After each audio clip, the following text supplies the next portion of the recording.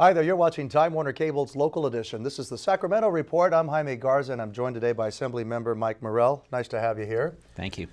One thing we're going to talk about today is access to the public, to you at home, to take a look at budget proposals. Set the stage for us at this point in terms of the access that the public has and the short amount of time, I guess, that the public has to look over this stuff.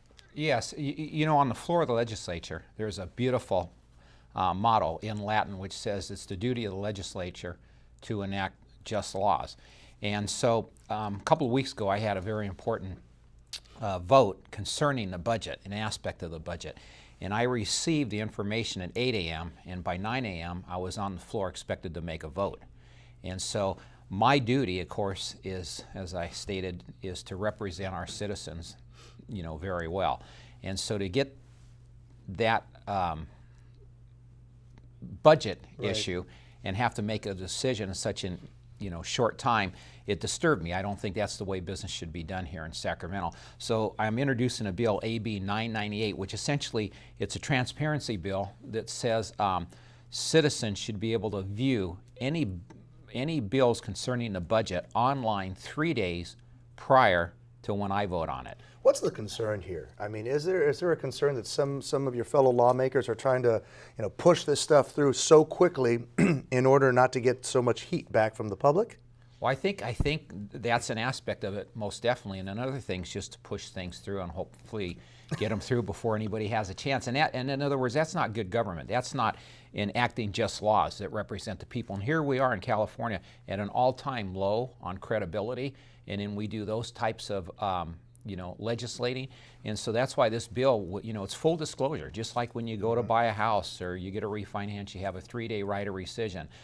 This will be made available to the public, which I believe the public deserves every opportunity to have that knowledge so that they can contact their legislators and say, I like this aspect of the budget and I don't like this. Do you get any of that right now from your constituents, that they really take that much interest in some of the budget process? Well, you have some constituents, yes, and then you do have some special interest groups and who will, you get the same emails, where it's been probably copied off 100 times type of thing from various unions and that sort of thing.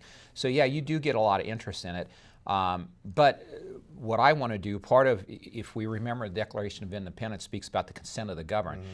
This is supposed to be a bottom-up movement rather than a top-down. So that's another reason I like this bill, is to engage citizens even more. Let them know, what we're doing up here, so they participate and help defend our liberties. It's real important that we get citizens doing that again. Well, the fact that we have so much high-tech technology, but high-tech equipment at our fingertips right now, and we're talking about the internet here. I mean, this stuff can be brought out so quickly. Absolutely, it's not like you have to mail it out or you have to go look somewhere. Yeah. And so make it available. Yeah, and with the National Health Care Bill, for an example, you probably read that was a last-minute thing that was, before they took a vote and then made available to the public. And in fact, it took literally 3 or 4 weeks for a lot of that information to get out after the vote was taken. There's 2,000 pages on that bill, and over 3,400 times there's the verbiage "you shall" or "shall not." So there's 3,400 things in there that people can or cannot do. And so to think that we actually passed that before the citizens had a chance to review those 2,000 pages, which 2,000 in itself seems to be overkill. Yeah, well, we'll see where this leads, and I'm sure there are a lot of people are going to be very, very interested in making sure that this is all transparent and they have a good chance at maybe pointing fingers if they need to, so to speak, because that's what a lot of people Well, that's holding legislators accountable, which is a good thing. Right. And we're going to wrap it up on that. Thanks for watching Time Warner Cable's Local Edition. Thank you.